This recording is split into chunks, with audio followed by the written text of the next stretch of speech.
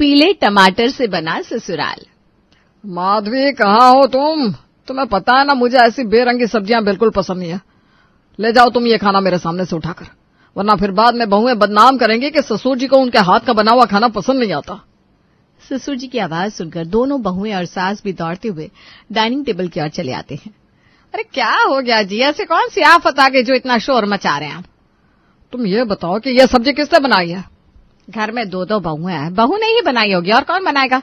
कौन से नौकर चाकर छोड़ रखे हैं आप लोगों ने इस घर में हम लोगों के लिए, जो ऐसे सवाल पूछ रहे हैं? क्यों, 3 लोग हो तुम लोग घर में खाना बनाने के लिए, फिर भी नौकरों की कमी रह गई है क्या? और मैं तो कहता हूँ बहू की भी क्या जरूरत है, घर के बाकी काम संभालने के लिए बहू है, लेकिन खाना तो तुम्हें ही बनाना है। कम से कम सब्जी के ऊपर मेहरबानी कर दिया करो, और मेरी सब्जी तुम ही छौंक दिया करो। भाई, हम तुम्हारी बहू के हाथ की सब्जी नहीं खा पाएंगे, 100 बार पहले भी बता चुके हैं, आज फिर से बता रहे हैं।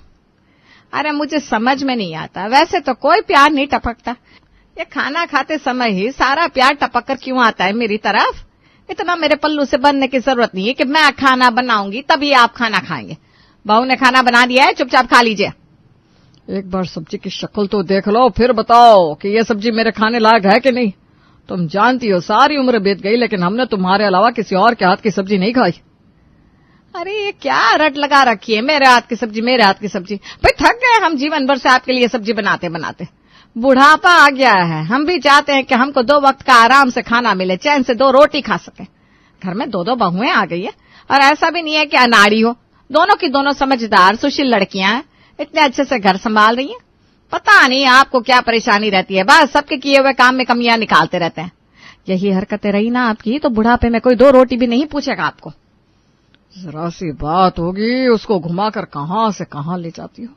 अरे भाग्यवान, 1000 दफा कह दिया हमने, ये बेरंग सी बेस्वाद सब्जी हमसे नहीं खाई जाती।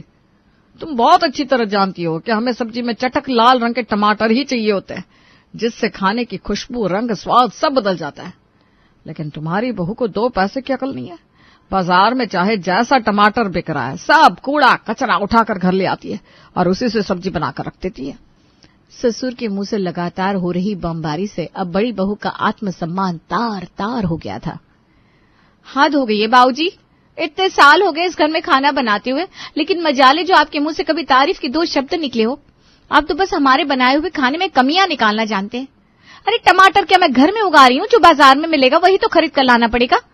बाकी घरों में काम न करने पर बहू को बातें सुनने को मिलती है, पर एक हमारा घर है, यहाँ बाजार जाओ, सब्जियां खरीद कर लाओ, इतनी सड़ी गर्मी में रसोई में खड़े होकर 3 वक्त का खाना पकाओ, उसके बाद भी इनाम में मिलता क्या है? गालियां।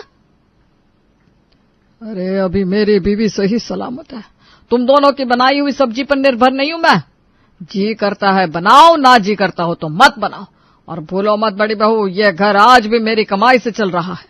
मेरी बातों से इतनी तकलीफ हो रही है ना, तो अपने पति से बोलकर अलग महल बनवा लो अपने लिए, फिर वहां चाहे बिना टमाटर की सब्जी बनाना, चाहे सब्जी बनाना ही मत। वैसे भी तुम्हारा झोरू का गुलाम कौन सा तुमसे पलट कर पूछने वाला है। लेकिन ये घर मेरा है, जहां पर खाना भी मेरे स्वाद के अनुसार बनेगा और सबको काम भी मेरे अनुसार ही करना पड़ेगा। आई बात समझ में? ससुर जी की बात सुनकर दोनों बहुएं पैर पटकते हुए अपने कमरे की ओर निकल जाती हैं। सुनते हैं जी, आप जो ये अपने मुंह से हर समय अंगारे उगलते रहते हैं ना, देखना एक दिन आपकी जुबान की वजह से ही हम दोनों बेटे और बहू से हाथ धो बैठेंगे। अरे अच्छे घर से आई हुई शरीफ लड़कियां हैं, जो आपकी इतनी बातें सुनने के बाद भी आज तक यहाँ टिकी हुई है, वरना कोई और होती ना तेज दिमाग तो कब का आपके बेटे को लेकर उड़ गई होती। लेकिन आपकी आंखों में जरा भी शर्म नहीं है। 2 रोटी खानी होती है आपको, उसके लिए भी रोज रोज तमाशा कर देते हैं। ये जो अभी कुछ देर पहले आपने गर्मा गर्मी वाला माहौल देखा है ना, ये तिवारी जी के घर की आम सुबह का दृश्य है। कहने का मतलब ये है कि तिवारी जी की उम्र लगभग 60 साल की हो गई है। आने वाले कुछ ही महीनों में वो रिटायर हो जाएंगे। उनकी धर्मपत्नी माधवी तिवारी जो अभी 58 साल की है, उनको अपनी उम्र के मुताबिक कमर, घुटने और जोड़ों में तमाम तरह की समस्याएं हो गई है, जिसके कारण अब उन्हें उठने बैठने, ज्यादा देर खड़े होने में काफी तकलीफ रहती है। बेचारी माधवी जी ने सारी उम्र पति के इशारों पर नाचकर बिताई है, लेकिन आखिर कोई कितना सहेगा। अब जब उम्र का कांटा 60 को छूने के लिए तैयार है, तो माधवी भी अब पति की इस कड़वी और चटोरी जुबान से बगावत पर उतर आई है। बहू के आने के बाद भी अभी तक तिवारी जी के लिए माधवी अपने हाथों से ही खाना बनाया करती थी, लेकिन अब उनकी हिम्मत जवाब देने लगी है, इसलिए उसने खाने पीने की सारी जिम्मेदारी दोनों बहू के ऊपर छोड़ दी है। और जब से खाने की जिम्मेदारी बहू के हिस्से में आई है, हर रोज सवेरे सवेरे उनके घर में ऐसे ही धमाके होते हैं। अरे धिक्कार है ऐसी जिंदगी पर, जहां सोते जागते उठते बैठते कोई दोने वाला खाने के लिए भी बातें सुनाते। कभी कभी तो मेरा दिल करता है इस घर को छोड़कर हमेशा हमेशा के लिए कहीं चली जाऊं। देखिए मैं साफ बता रही हूँ, आपके पिताजी के साथ बहुत दिनों तक मेरी निभने वाली नहीं है।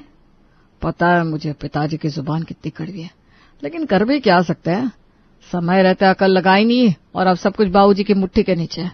खुद तो बाबूजी ने सारी उम्र सरकारी नौकरी की और हम दोनों भाइयों को ये कहकर बिजनेस में लगा दिया कि नौकरियों में आज के जमाने में कुछ रखा नहीं। हम भी नादान थे, पिताजी की बात को पत्थर की लकीर समझकर पढ़ाई लिखाई में ध्यान नहीं लगा और 18 साल की उम्र से ही उनके साथ उनका बिजनेस संभालने लगे। बिजनेस संभालने लगे उसमें कोई बुराई नहीं है। आप दोनों भाइयों की मेहनत का ही तो फल है कि आज आपका बिजनेस ऐसे फल फूल रहा है। रोज के हजारों रुपया आ रहे घर में। लेकिन दिक्कत की बात यह है कि सारी प्रॉपर्टी, बिजनेस, घर, सब पर तुम्हारे पिताजी कुंडली मारकर बैठे हैं। क्या बताऊं, कभी सोचा ही नहीं था कि पापा हमारे साथ ऐसा करेंगे। अरे कोई सौतेला बाप भी अपने बेटों के साथ ऐसा व्यवहार नहीं करता। बचपन से पापा बात बात पर हम दोनों भाइयों को किसी के भी सामने ऐसे ही झाड़ दिया करते थे। बचपन में डर के कारण हम उनका विरोध नहीं कर पाए और अब देखो पापा की आदत हो गई है। वो ये बात समझने के लिए तैयार ही नहीं है कि उनके बेटे अब शादीशुदा घर गृहस्थी वाले हो गए। हमारी अपनी कोई इच्छा हो सकती है, मर्जी हो सकती है, कुछ जरूरत हो सकती है। पूरा दिन दुकान पर मेहनत करते हैं हम दोनों भाई और बदले में पापा चवन्नी भी हाथ में नहीं रखते। कहते हैं घर का खर्चा तो वही उठा रहे हैं, हमें अलग से पैसों की क्या जरूरत है।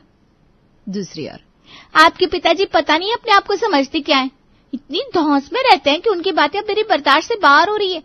आपको पता है आज उन्होंने भाभी से क्या कहा?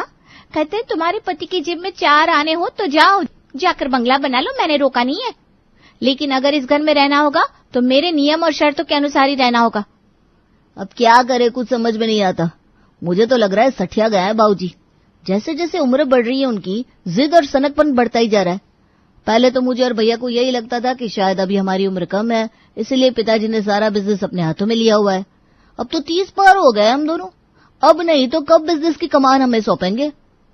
अब हम भी करें तो क्या करें, मेहनत हम दोनों की है लेकिन कमाई सारी बाबूजी की जेब में जा रही है। इसीलिए बाबूजी अपनी कमाई की धौंस दिखाते हैं और मजबूरी में हमें उनकी धौंस में जीना भी पड़ रहा है। अगले दिन माँ जी, बाबूजी को टमाटर की वजह से हमारे हाथ की सब्जी पसंद नहीं आती और फिर उसके बाद रोज रोज घर में महाभारत छिड़ जाती है।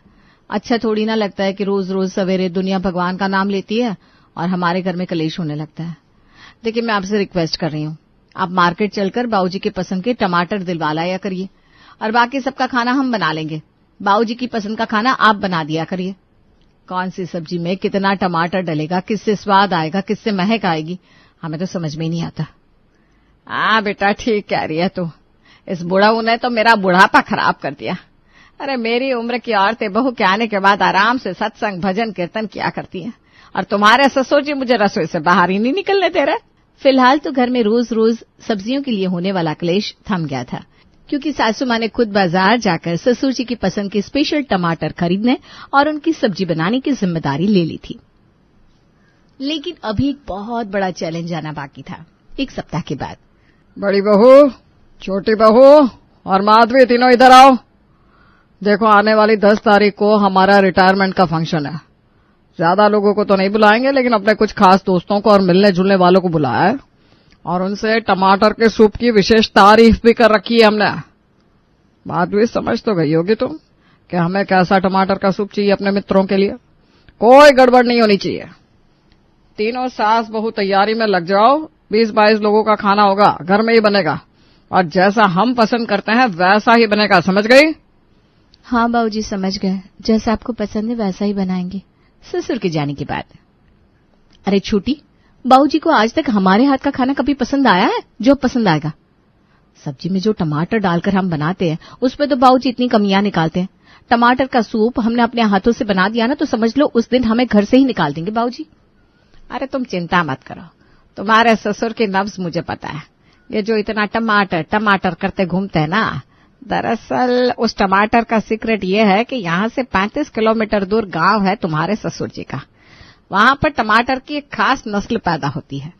उसका स्वाद बाकी टमाटरों से थोड़ा अलग होता है, बस इस टमाटर की दीवानगी में पगलाए फिर रहा है। बड़ी बहू गांव से कार्ड आया हुआ है, तुम ऐसा करो राजीव को लेकर गांव चली जाओ, फंक्शन भी अटेंड कर लेना और वहां से देसी टमाटर भी लेते आना। फिर देखना कैसे पसंद आती है उनको तुम लोगों के हाथ की सब्जी और सूप। सास के बताया अनुसार बड़ी बहू ससुर जी के गांव पहुंच जाती है। शादी अटेंड करने के बाद वहीं से 5 किलो टमाटर खरीद लेती है। एक बात बताओ, 5 किलो टमाटर खरीद रही हो तुम? इतने टमाटर में कौन सा भला हो जाएगा हमारा? 5 किलो टमाटर तो 2-3 दिन भी नहीं चलेंगे, फिर उसके बाद तो हमें अपने लोकल मार्केट से ही खरीदना पड़ेगा। फिर क्यों इतना तामझाम फैला रही हो? मैं इनको एडवांस पेमेंट कर देती हूँ, बाबूजी की रिसेप्शन पार्टी के लिए टमाटर यहीं से जाएगा, तभी तो टमाटर के सूप में स्वाद आएगा ना। और पैसे लेकर टमाटर भिजवाने में इन्हें कौन सी दिक्कत आने वाली है, हमारी सारी टेंशन दूर हो जाएगी।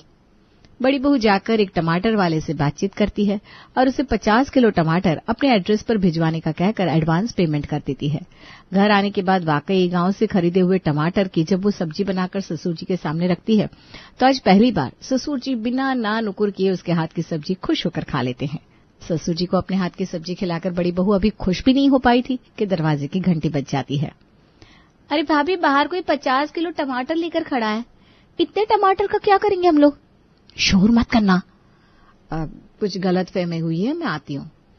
बड़ी बहू छोटी बहू के साथ बाहर आकर देखती है तो अपना सर पकड़ लेती है। सब्जी वाले ने 22 की जगह 2 तारीख को ही पूरा टमाटर शहर भिजवा दिया था। अभी ससुर जी ने देख लिया ना तो बवाल हो जाएगा। इससे पहले टमाटर को चुपचाप स्टोर रूम में रखवा देते, बाद में सोचेंगे क्या करना है, कैसे करना है। दोनों बहुएं मिलकर टमाटर की बोरी को स्टोर में रखवा लेती है। ससुर की दुकान जाने के बाद, भाभी ये तो कच्चे टमाटर हैं, इनसे कोई स्वाद नहीं आने वाला। क्या मुसीबत मंगवा ली आपने, ये डालकर खाना बनाएंगे तो पक्का देश निकाला हो जाएगा हमारा। अरे पगली, अभी बहुत दिन बाकी है, तब तक देखना अपने असली चटक लाल रंग में आ जाएंगे।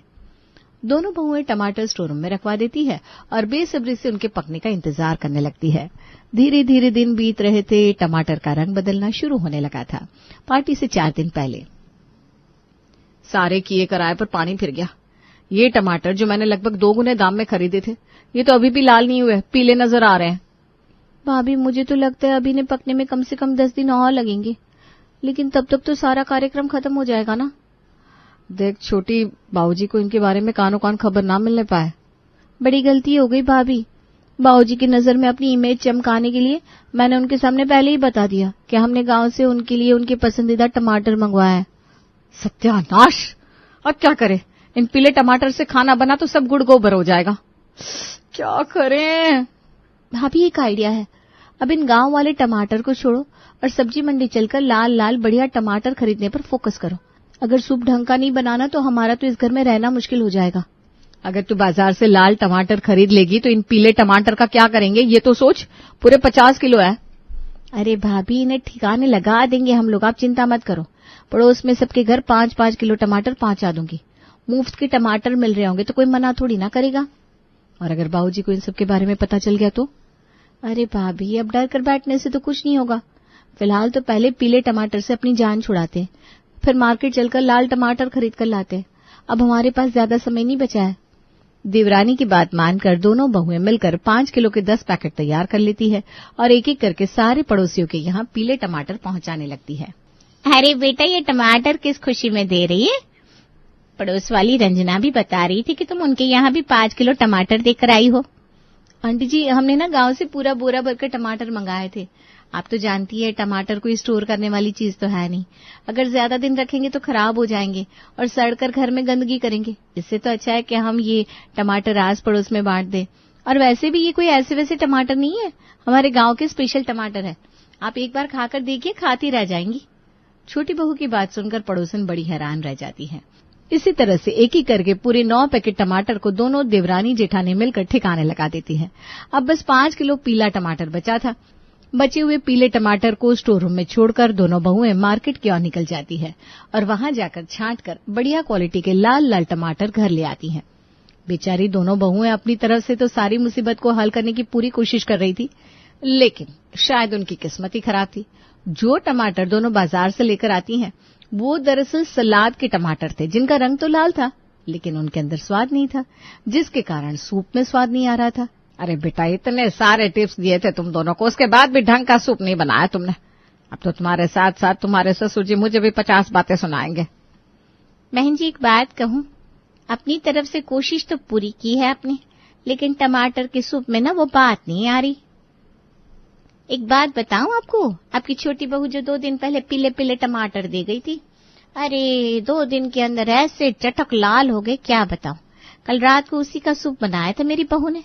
ओए होए होए, क्या सूप बना था बहन जी, मैं तो अभी तक उसका स्वाद नहीं भूली। क्या रंग, क्या खुशबू, क्या स्वाद, सब बेमिसाल। बिल्कुल ठीक कह रहे हो बहन जी आप। अरे हमारे घर भी दे गई थी उनकी बड़ी बहू उनके गांव के स्पेशल 5 किलो टमाटर। अब 2 दिन तक तो टमाटर रख रहे, फिर तीसरे दिन मैंने भी उबाल कर सूप बना दिया और वाकई ऐसा लाजवाब सूप बना कि घर में सबने उंगलियां चाट चाट कर पिया। लेकिन पता नहीं आपके घर के सूप में वो बात नजर नहीं आ रही। अरे बहू ये पीले टमाटर का क्या चक्कर है भाई?